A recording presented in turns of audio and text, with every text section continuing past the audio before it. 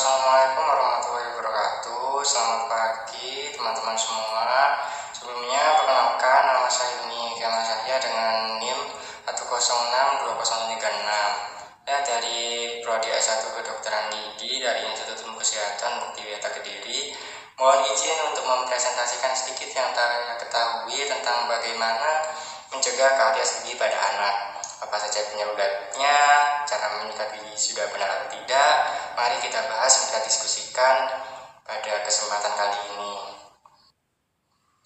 Pertama, definisi dari karies atau gigi berlubang itu dulu. Gigi berlubang atau karies gigi adalah kerusakan yang terjadi pada lapisan atas gigi, rusak akibat asam sebagai pembusukan sisa kuman-kuman di mulut. Nah, dan kenapa bisa terjadi pembusukan, kita akan bahas selanjutnya, yaitu mengapa gigi bisa berlubang. Yang pertama, yang pada anak-anak, khususnya yang masih di usia balita, malas untuk menggosok gigi. Nah, padahal setidaknya kita sebagai orang yang lebih tua harusnya mengingatkan kepada anak-anak kita atau adik-adik kita agar tidak malas menggosok gigi, minimal menggosok gigi 2 kali sehari. Yang selanjutnya yaitu menggosok gigi tidak bersih. Nah, ini menggosok gigi terkadang pada anak kecil atau barangkali kita yang sudah dewasa, kita melewatkan bagian-bagian tertentu yang dimana bagian tersebut kemungkinan besar adanya sisa-sisa makanan atau plak yang tidak bersih saat kita menggosok gigi. Nah, yang selanjutnya yaitu sering makan makanan yang manis-manis. Nah, ini kadang untuk anak-anak, khususnya untuk anak-anak di bawah 10 tahun, suka untuk mengonsumsi makanan manis seperti permen, coklat, es krim. Ini sebenarnya makanan-makanan manis ini apabila tertinggal sisa-sisanya dalam mulut, ini lebih memungkinkan untuk kuman atau bakteri yang ada di dalam mulut untuk terjadinya karies gigi. Nah, banyak kuman di dalam mulut. Nah, ini ada sisa makanan yang tertinggal di gigi tadi. Nah, sisa-sisa makanan tadi yang tertinggal, utamanya makanan yang manis-manis yang biasa dikonsumsi oleh anak-anak, ini berpotensi untuk menyebabkan gigi berlubang. Dan proses terjadinya karies gigi. Nah, yang pertama, kalau kita lihat pada gambar yang sebelah kiri tadi, plaknya menempel pada bagian atas gigi atau email.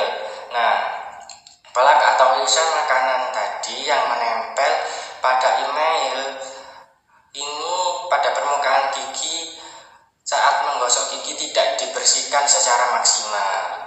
Ada bagian-bagian gigi yang tertinggal untuk dibersihkan, akhirnya terjadi pembentukan asam laktat. Nah, pembentukan asam laktat kemudian terjadi demineralisasi email oleh bakteri yang ada dalam rongga mulut.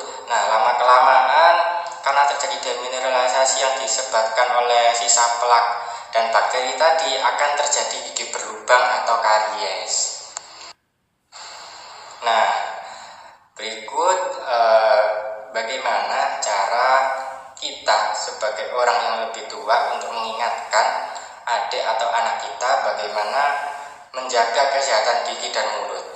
Yaitu mengingatkan yang pertama, waktu sikat gigi minimal anak di keluarga kita harus atau kita sendiri harus minimal 2 kali sehari menggosok gigi. Bisa saat pagi atau malam hari. Yang kedua, yaitu cara sikat gigi. Semua permukaan gigi harus tersikat. Nah, ini harus kita edukasikan kepada adik-adik kita, anak-anak kita. Cara mensikat giginya harus benar. Harus menyentuh semua bagian gigi agar tidak meninggalkan plak dalam gigi tersebut. Kemudian, durasi sikat gigi. Karena sebagian anak-anak di bawah usia 10 tahun ini kalau menyikat gigi kurang dari 2 menit. Lah, ini salah.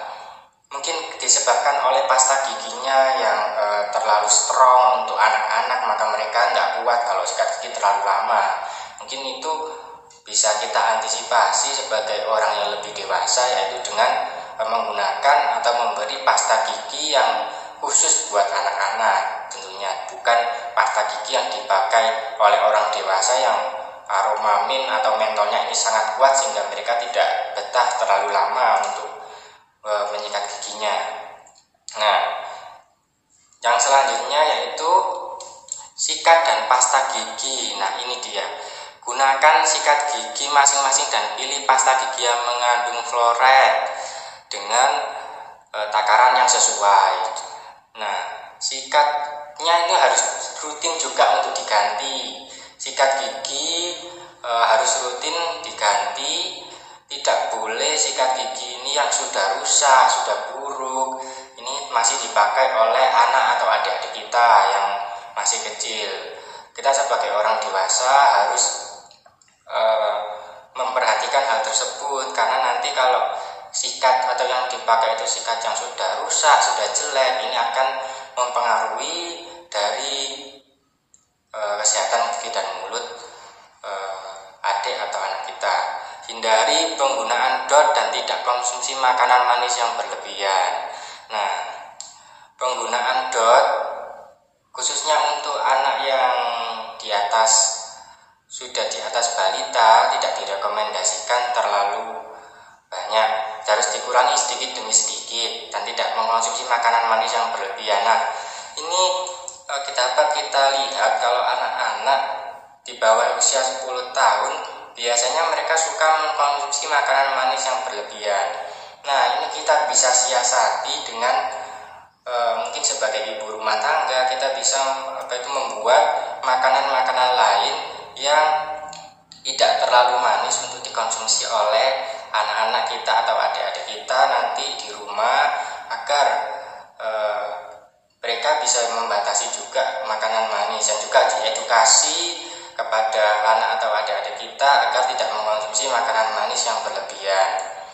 Yang selanjutnya yaitu membersihkan mulut setelah makan, minimal kumur atau minum air putih yang banyak. Nah, ini minimal setelah makan kita mengedukasikan kepada adik atau anak kita yang masih kecil, minimal berkumur minum air putih yang banyak. Tapi lebih baik lagi kita mengedukasikan untuk agar setelah makan menggosok gigi agar tidak tertinggal plak-plak atau sisa makanan yang dapat memicu karies gigi tadi. Dan yang selanjutnya yaitu lakukan pengawasan cara menyikat gigi sejak pertama kali gigi anak erupsi. Nah, ini karena kebanyakan dapat kita jumpai anak-anak kecil yang usianya 5 tahunan atau di bawah 10 tahun, ini mereka cara menggosok gigi atau menyikat giginya ini salah. Nah, kita sebagai orang dewasa, sebagai orang yang lebih tua dalam keluarga, wajib mengedukasi, wajib untuk memberitahu kepada anggota keluarga yang lebih muda agar menyikat gigi dengan benar, agar seluruh area rongga mulut nanti bebas dari plak gigi yang bisa menyebabkan terjadinya karies atau gigi berlubang. Yang selanjutnya, yang terakhir, mengajak anak untuk mengecek dan memeriksa kesehatan giginya.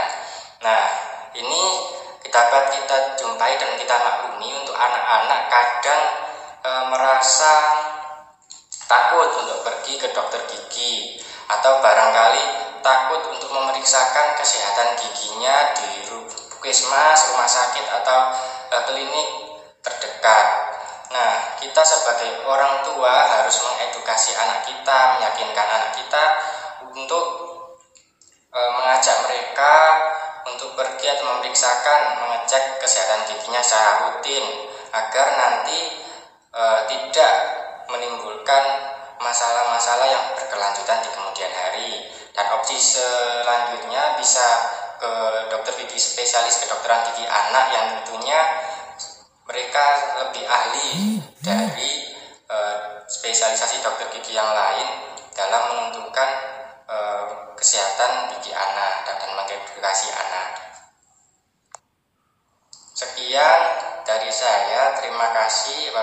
kesalahan kata saya mohon maaf. Selamat pagi, wassalamualaikum warahmatullahi wabarakatuh.